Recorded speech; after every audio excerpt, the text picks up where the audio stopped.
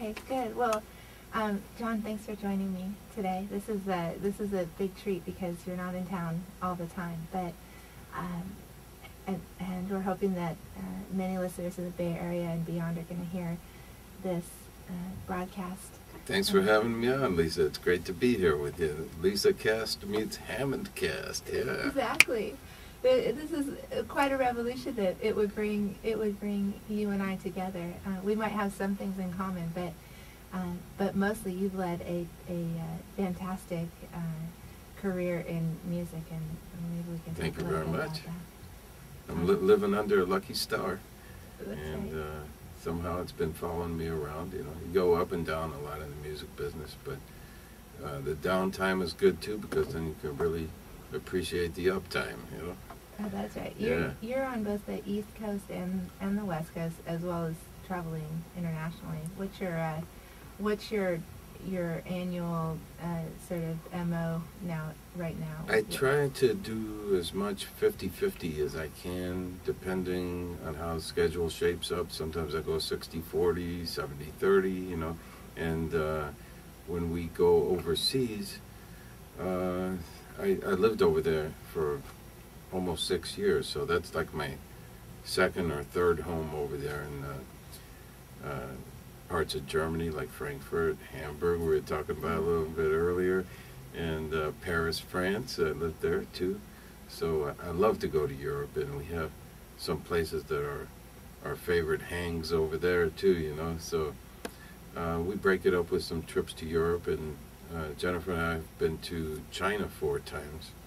And the beautiful thing about the time that we live in today, it's so great living in the future, you know. When I was playing a jazz gig at the Ritz-Carlton Jazz Bar in Shanghai, China, I was able to cut my radio show in our room at the Ritz and upload it to our station in San Francisco, and then listen back to it as it streamed during the broadcast. Wow. In China, right through the Great Firewall of China. Wow. Yeah. That is remarkable. Mm-hmm. So for listeners who might not know, a little bit about your background as a musician, and then sort of where people can find you right now. Well, I'm pretty easy to find. I want to point out that there's several different John Hammonds in the music business, especially. And there's a very well-known folk blues singer who I knew his dad very well, John Hammond Sr., who was the great CBS record producer and entrepreneur. He discovered Bruce Springsteen and Bessie Smith and Bob Dylan and so many great people. And then there was Johnny Hammond Smith, and we don't get mixed up too often, but my name is spelled Jon. It's the short version of Jonathan. And so the name Hammond, I have managed to get the HammondCast domain, which I have to give all the credit to my friend Corey James of Red Jazz. And he said, Hammond, try to get the HammondCast domain. You know? Grab it. Yeah, so my man who gets the domain names, I emailed him, let's see if we can get HammondCast. And, within like 5 minutes, he said, oh, it's taken, And I said it was taken. But it was taken by my man, so we had it, So HammondCast it is. And I've been tagging all my content with the HammondCast name. We have HammondCast.com. And it eventually became the name of my radio show. And now since we're on in the early mornings, I call it HammondCast Early Edition, which leaves the door open to the HammondCast Late Edition, and of course, the HammondCast Midday Edition. Right. So you can broadcast whenever you want too, which is nice. I mean, it's a great luxury. I'm really enjoying it. We used to be on in the afternoons for about 2 years. I was the afternoon slide guy, so they called it John Hammond's Afternoon Slide. And we also stream around the world. So, of course, the afternoon for us is like, the middle of the night in China, But people do listen on the stream. and we hear from them all over the world, and sometimes we actually get to meet the people who have been in contact with us. It's really a great time we're living in. Mm-hmm. And you are one of the cream of the crop of the bloggers and the vloggers, and I have to say that the BlogTalkRadio site is incredible. When I first saw it, I said, "Wow, look at this!" You know. Yeah, we are really trying to put it sort of in the hands of the producer. Mm-hmm. One of the things we might have in common, cream of the crop. Yeah. He doesn't know me that well.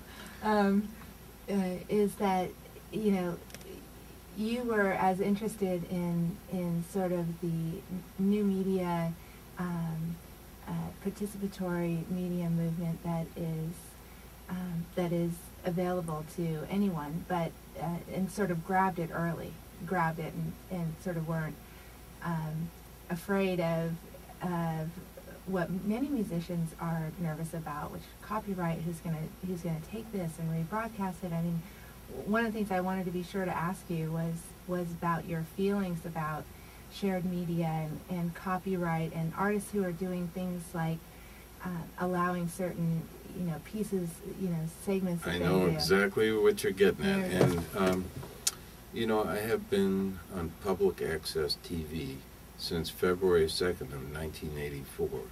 We started doing our music, variety, travel, and soft news program on Manhattan Cable TV before they had numbers on the dial. We were on Channel C and Channel J on the oldest cable network in the United States, which is MCTV, which eventually morphed into MNN TV, which is Manhattan Neighborhood Network.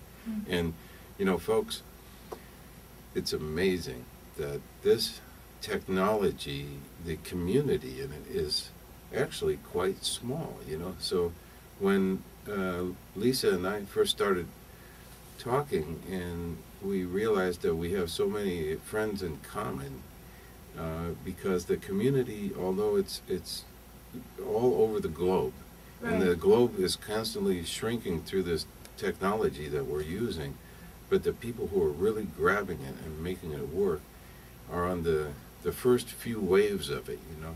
And so we know a lot of the same people. That's true. And that is remarkable. Yeah, they're shaping the way for this thing to come. And the rights thing with the music, you know, that's a giant gray hole. It's always been a giant gray hole.